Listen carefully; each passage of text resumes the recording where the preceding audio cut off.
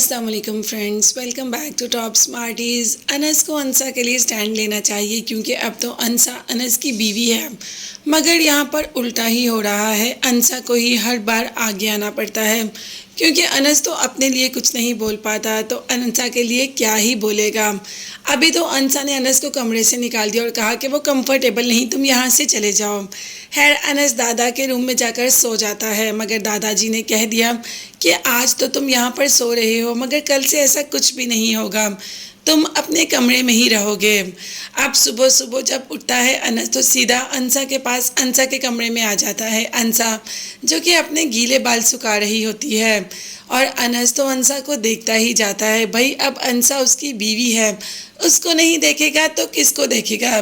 खैर अंसा एकदम अनस को देखकर चौंक जाती है। रात को जब निकाह करके लाया तब भी तो अंसा ने कुछ नहीं खाया, तो अनस को खुद ही ख्याल आ गया कि अब अंसा को भूख भी लगी होगी, इसीलिए तो उसके लिए नाश्ता लेकर सुबह सुबह आ जाता है और दोनों मिल बैठकर नाश्ता तो कर लेते हैं।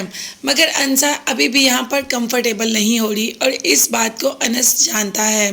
खैर यहाँ पर तो हम इन दोनों की बात कर रहे हैं कि ये दोनों एक दूसरे के साथ कंफर्टेबल नहीं हो रहे, मगर ताई की फैमिली को तो हम भूल ही गए। भाई वो इन दोनों के साथ कैसे कंफर्टेबल होंगे। ताई अम्मा ने तो कह दिया कि पहले एक खाता था, अब यहाँ पर दो हो गए, हमारा गुजारा तो खुद मुश्किल हो जाएगा, किसी न किसी तरीके इसको इस घर से निकालो।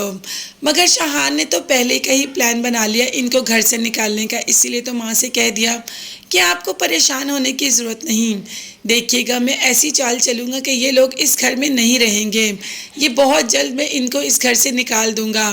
आपको अपने बेटे पर भरोसा है ना। भाई माँ को तो अपने बेटे पर कुछ ज़्यादा ही भरोसा है, तो बस बेटे ने कह दिया कि ये बहुत जल्द इस घर में नहीं रहेंगे। मगर शाहान को ये नहीं पता कि अब सामने अंश नहीं बल्कि अब सामने अंसा खड़ी है और अंश ने ये घर अंसा के नाम लिखवा दिया है। अब देखते हैं कि आगे अंसा कैसे इनको नचवाती है। अभी तो अनस ने अंसा को इधर सोने की ही फरमाइश की कि दादा जान नहीं चाहते कि मैं उधर ही सोऊं, तो मैं इधर बेड के सामने लेट जाऊंगा, तुम अनकंफर्टेबल नहीं होगी। खैर अंसा भी चुप कर जाती है और अनस उधर बेड के सामने ही चादर बिछाकर लेट जाता है। अंसा पहले तो अनकंफर्टेबल सा फील करती है, फिर जब आगे होकर देखती है कि अनस सो गया तो फिर थोड़ा सुकून में आ जाती है। अब ये दूरियां नज़दीकियों में कब बदलेंगी। भाई हर ड्रामे में ऐसा ही हो रहा है, मियाँ बीवी शादी तो कर लेते हैं मगर एक दूसरे के पास आने में उनको शायद कोई प्रॉब्लम होती है। आजकल तो हर ड्रामा ही ऐसा चाह रहा है कि शादी होगी और लड़का लड़की एक दूसरे से दूर, बाद में मोहब्बत होगी तो एक दूसरे के पास आ जाएंगे। ऐसा इस ड्रामे में भी चल रहा है। अब देखते हैं कि ये दोनों एक दूसरे के करीब कब तक आते हैं, मगर तब तक के लिए चैनल को सब्सक्राइब कीजिएगा। अल्लाह हाफिज़।